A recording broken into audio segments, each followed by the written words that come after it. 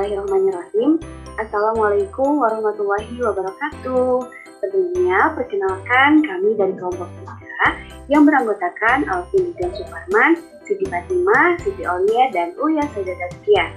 Pada kesempatan ini, kami akan mempresentasikan hasil diskusi kami mengenai materi beberapa distribusi khusus diskrit, yang dimana kami hanya mengambil salah satu distribusi khusus diskrit saja, yaitu binomial. Nah, ini merupakan tugas dari salah satu mata kuliah, yaitu Statistika Matematika. Oke, untuk lebih lanjutnya langsung saja kita ke pembahasan inti. Selamat menyaksikan. Oke, baik. Nah, langsung saja kita ke pembahasan yang pertama. Nah, di sini kami akan menampilkan poster yang telah kami buat, di mana di dalam poster ini terdapat materi terkait dengan distribusi binomial, kemudian ada integrasi Al-Quran, dilanjutkan dengan adanya keterkaitan dengan kehidupan sehari-hari, dan yang terakhir adalah analogi dengan adat dan kebudayaan. Oke, nanti poster yang telah kami buat akan kami bahas satu persatu. Baik, selanjutnya yaitu pembahasan tentang distribusi binomial.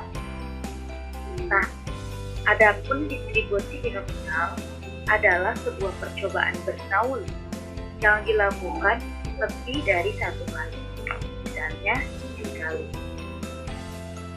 Setelah dilakukan lebih dari satu kali percobaan, maka akan menghasilkan peluang percobaan. Adapun kemungkinannya itu dibagi dua. Yang pertama itu berhasil dengan peluang itu sama dengan P, dan yang kedua kemungkinan gagal dengan peluang 1 dikurangi P sama dengan 1. Setelah kita ketahui beberapa percobaan dan peluang percobaannya, maka akan kita ketahui juga rumus dari fungsi peluang binomial. Dan setelah kita ketahui apa itu rumus peluang binomial, maka akan kita ketahui pula rumus dari fungsi peluang bernauli. Karena kita ketahui bahwa rumus fungsi peluang bernauli adalah asal dari rumus fungsi peluang binomial. Karena fungsi peluang bernauli adalah percobaan yang dilakukan sekali. Oke teman-teman, selanjutnya di sini terdapat integrasi Al-Quran yang berkaitan dengan materi distribusi binomial, yaitu terdapat dalam surat Al-Hajj ayat 17 yang berbunyi A'udzubillahi minasyaitonirrajim. Bismillahirrahmanirrahim. Innal ladzina amanu walladzina hadu was-sabiina wan-nasara wal-majusa walladzina asrafu innallaha yafsilu bainahum yawmal qiyamah innallaha ala kulli syai'in syahid.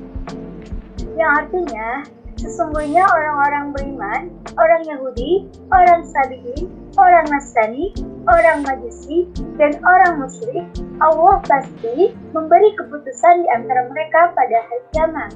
Sesungguhnya, Allah itu akan menjadi saksi atas segala sesuatu. Nah, dalam hal ini dijelaskan bahwa dalam kehidupan dunia, perbedaan agama dan keyakinan itu kadang-kadang tidak terlihat pengaruhnya terhadap keberhasilan dan kegagalan hidup.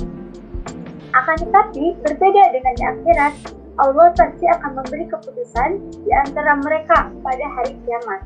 Orang beriman akan mendapatkan ridha Allah dan akan masuk surga. Sedangkan orang-orang yang tidak beriman itu akan mendapatkan murka Allah dan masuk neraka. Nah, dalam distribusi binomial, surga ini dapat diibaratkan sebagai suatu keberhasilan atas kebaikan yang telah dilakukan secara berkali-kali. Sedangkan untuk neraka itu kita asumsikan sebagai suatu kegagalan bagi orang yang tidak beriman.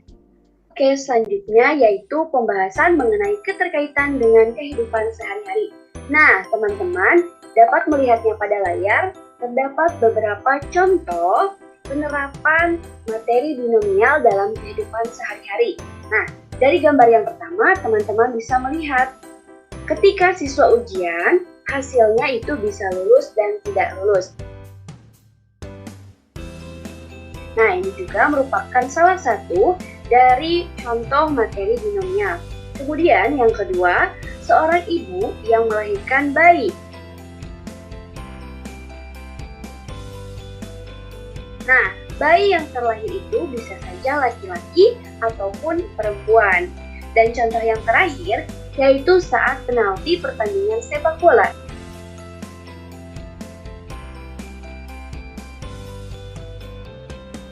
Nah, hanya ada dua kemungkinan, apa saja?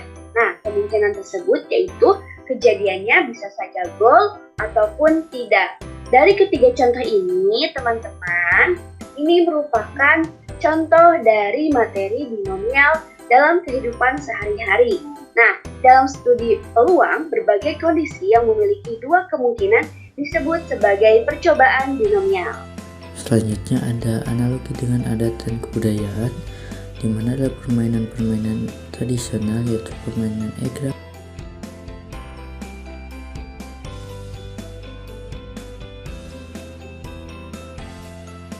permainan ketapel, dan juga permainan balap karung.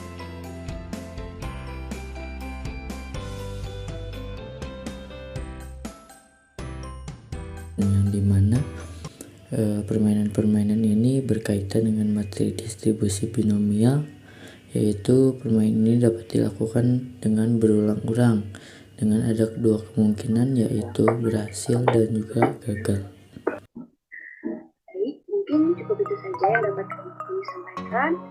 Kurang lebihnya mohon dimaafkan. Semoga bermanfaat. Wassalamualaikum warahmatullahi wabarakatuh.